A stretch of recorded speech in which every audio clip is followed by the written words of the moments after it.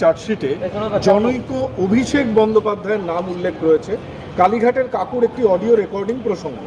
মজার বিষয়, চার্জশিটে কাকু থেকে শুরু করে কুন্তল ঘোষ সকলের পরিচয় স্পষ্ট করা হয়েছে, কিন্তু কিন্তু এই অভিষেক বন্দ্যোপাধ্যায়ের পরিচয় স্পষ্ট করা হয়নি। আমি একেবারেই বলতে পারবো না, আমি চার্জশিট দেখিনি, আমি কোনো অবস্থাতেই এটা বলতে পারবো না। তার কারণ হচ্ছে যে এটা আইনের বিষয়, যারা মামলার সঙ্গে সংক্রান্ত আছেন তারা তাদের আইনজীবীরা বলতে পারবেন। যে বিষয়টা আমি জানি না, দেখিনি, তার উপর দাঁড়িয়ে অনুমান ভিত্তিক কোনো মন্তব্য করব না। কলকাতা পুরসভার একটা নোটিশকে ঘিরে সকাল থেকে বিতর্ক চলছে। এ বিষয়ে মেয়র ইতিমধ্যেই তার অবস্থান একদম পরিষ্কার করে দিয়েছেন।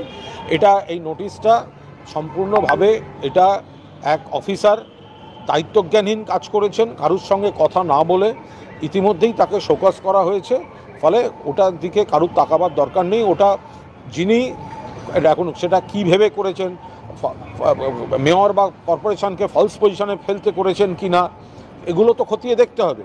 কারুর সঙ্গে কথা বললেন না, এমন একটা জিনিস দিয়ে দিলেন যেটা নিয়ে ভুল বোঝাবুঝি হতে পারে, এটা নজরে আসতে স্বয়ং মেয়র, গোটা কর্পোরেশন তারা যথাযথ ব্যবস্থা নিয়েছেন।